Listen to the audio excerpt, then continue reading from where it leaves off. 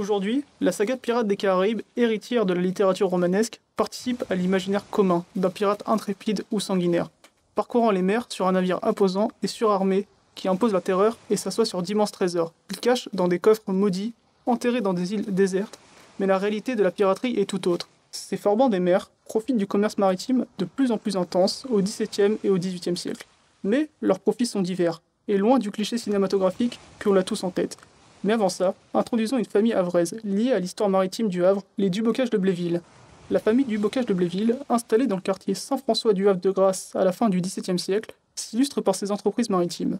Le père, corsaire et marchand, ouvre la voie à son fils, qui inscrit les activités familiales au sein des florissants échanges économiques qui se nouent sur tous les continents au XVIIIe siècle, 200 ans après les grandes découvertes. Né en 1676, Michel-Joseph Dubocage de Bléville choisit la marine et se dévoue à la cause de Louis XIV. Très bon navigateur, il s'illustre d'abord en tant que corsaire aux côtés de Jean Bart, célèbre corsaire d'Arcarquois. Le commerce mondial est en effet synonyme d'essor de la piraterie, autant légale qu'illégale. Ainsi, dans une lettre du 16 juin 1724, Alexandre Voltier, de Moyencourt, se désole de la situation. Depuis que je suis gouverneur de la Guadeloupe, les pirates m'ont volé plus de 6 000 francs en plusieurs occasions, en farine, vin et autres choses nécessaires pour ma maison. Cet extrait du gouverneur nous montre une chose importante. Les pirates ne veulent pas de l'argent, mais plutôt des ressources qui leur permettent de survivre. On est loin de l'image du pirate qui navigue les mers pour récupérer d'énormes quantités d'or. La plus grande partie de ces forbans ne le sont que par la misère, et que si l'on leur facilitait la vie, ils ne feraient pas ce métier. Témoignage de Bailleul, enseigne de vaisseau, en 1717. Les flibustiers ont été très fâchés de cette paix, et je crois que de ces derniers, plus de 2000 sont partis d'ici pour aller chercher fortune. Lettre du 10 septembre 1713, après la signature de la paix d'Utrecht. Souvent pauvres, ceux qui se décident à la piraterie font avec ce qu'ils trouvent, c'est-à-dire de la nourriture, des drapeaux effrayants, mais aussi des petits navires avant tout rapides. Ils participent aussi à l'économie locale en revendant certains butins dans les ports, où ils font des relâches. On nous assure que ces forbans ont des pratiques dans ces îles autour de la Guadeloupe, même qu'ils y ont débarqué et vendu une partie de leur butin, ce qui pourrait bien être car on est ici avide de gains, et ces sortes de voleurs donnent à bon marché. Lettre des autorités du 10 novembre 1720. Toutefois, il convient de ne pas amalgamer tous ces aventuriers des mers. Tout d'abord, il ne faut pas confondre le terme pirate avec les termes de corsaire ou flibustier, ce qui a été un temps Michel-Joseph Dubocage. Un corsaire est le capitaine ou un membre d'un navire civil armé qui est autorisé à attaquer des navires de pavillon ennemi, donc étrangers. Ils se battent donc pour le roi, qui leur donne des lettres de course ou de commission, ainsi que pour eux-mêmes. Le pirate, ou forban d'origine sociale diverse, est quant à lui considéré comme hors-la-loi, qui agit illégalement pour son compte personnel en attaquant tout navire, qu'importe sa nationalité. Les flibustiers se situent à la frontière entre ces deux catégories. Agissant souvent avec des lettres de course, ils pouvaient agir pour leur compte personnel également. Le statut était loin d'être fixe. Un temps corsaire donc, Michel-Joseph Dubocage s'illustre également dans ses activités marchandes, en particulier en décidant de rejoindre la ville chinoise d'Amoy, aujourd'hui Xiamen, en passant par le cap Horn avant de revenir au Havre, une expédition qu'il réalise de 1707 à 1716. Août 1711. Au commencement de ce mois est la saison que les navires chinois partent pour le Japon, et que ceux de Manille et de Batavia arrivent, et dans ce même temps les vaisseaux anglais arrivent. Rapport à nous, ils n'ont osé faire leur entrée ici cette année. Dans ce même temps, ici, les Hollandais vont aussi au Japon. 13 juillet 1712. Il ne se fabrique à Amoy aucune soierie, seulement quelques pièces de soie se faisaient. Mais à la ville de Chanhu, qui est à 4 ou 5 lieues d'Amoy, il se fabrique les meilleurs bas de soie qu'il y ait dans tout le royaume de Chine, que les Espagnols nomment bas de la Lagone. L'on y fait aussi quantité de belles festonneries, rubans de ligne velours, mais à petite quantité. Cette ville d'Amoy, si les marchandises y étaient fidèles, l'on est à apporter mieux qu'à Canton, pour les soieries de Fouquier et Nankin, qui sont, sans contredit, les plus fines et meilleures du royaume, et fabrique admirablement bien les damas, satins, gourgouzans, pékins, vénitiennes, autrement pasteria, fonda, soie, linca, et généralement toutes sortes de pièces de soierie. À la ville d'Amoy, vous y trouvez des vernis fabriqués aux 10 lieues qui sont beaux et qui surpassent beaucoup ceux de Canton.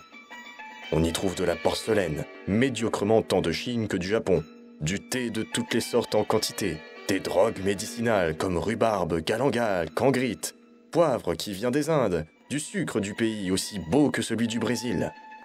Dans ce monde où les grandes puissances rivales commercent et s'affrontent pour des produits naturels ou manufacturés, Michel-Joseph du Bocage de Bléville négocie 7 clauses sur place, que l'on pourrait aujourd'hui qualifier de premier traité commercial entre l'Empire chinois et le Royaume de France. Mort en 1727, c'est son fils qui reprend ensuite les activités et ancre définitivement la famille dans le paysage négociant havrais. En témoigne le cabinet de curiosité familiale, vitrine de la fortune et des relations des Dubocage avec le monde. Inventaire de leur cabinet de curiosité. Une mâchoire de marsouin. Une mâchoire de requin. Une tortue de terre. Une tête de tortue de mer. Une trompe idem et un fragment de la mâchoire d'un petit éléphant. Une corne de narval. Une racine. Un roseau du Chili long de 9 pieds 3 pouces de circonférence. Un porte-voix d'écorce d'arbre à l'usage des sauvages indiens. Carquois, arbalète et nombre de flèches empoisonnées des sauvages du Canada. 3 défenses de spada de différentes grandeurs. Une belle canne de sucre desséché. Une côte et un membre de baleine. Un fruit de coco de la Martinique. Un beau dauphin et une dorade bien empaillée. Un petit fanal chinois. Un poisson appelé la bourse. Plusieurs belles plantes de corail. 2 vases de porcelaine du Japon. Un portrait de Confucius, tiré d'après nature. Sphères armillaires, l'une de Ptolémée, l'une de Copernic. Un nid de perroquets des Indes espagnols singulier. Ainsi, la famille Dubocage de Bléville s'inscrit pleinement dans un XVIIIe siècle marchand et négociant, qui voit se multiplier les échanges maritimes et culturels entre l'Europe et le reste du monde, et qui constitue également l'âge d'or de la piraterie atlantique, notamment antillaise. Un siècle durant lequel le quotidien se diversifie, grâce aux nombreux produits exotiques aux Européens. Une révolution des couleurs d'abord, avec le bleu indigo ou le rouge cochenille, du nom d'un petit insecte vivant sur les cactus. Mais il s'opère également une révolution du goût, surtout dans les villes, avec l'arrivée en Europe du café, du chocolat, du sucre ou encore du thé. Rappelons enfin que le commercial XVIIIe siècle est aussi celui de l'esclavage et de la traite atlantique. Les plantations se développent par l'exploitation d'esclaves amérindiens au XVIe siècle, puis africains jusqu'au XIXe. Ce commerce se fonde sur des échanges réciproques de produits entre colons et métropolitains, ce que l'on nomme le commerce en droiture, ou dans un fonctionnement plus triangulaire entre Européens et États africains. Le Havre a tenu une place importante dans ce commerce, avec Rouen et Honfleur, formant tous les trois un pôle normand majeur après Nantes et Bordeaux. On peut citer la famille havraise des Fouaches, armateurs dont l'histoire est racontée à la maison du même nom, quartier Saint-François. Pour aller plus loin, vous pouvez d'abord retrouver les travaux et ouvrages de Kevin Porcher sur la piraterie, notamment Adieu canaille, je ne suis plus fort bon, amnistier les pirates français dans les îles du Vent, sur le site Histoire d'en parler. Je vous conseille également d'aller voir l'inventaire du cabinet de curiosité des Dubocage, disponible en ligne sur Gallica, ainsi que le site des musées d'art et d'histoire du Havre, où sont présentés par thématique des objets phares de leur collection. Les 2 ouvrages récemment parus sur le commerce esclavagiste en Normandie, à la suite de l'exposition Esclavage de 2023, est également une référence.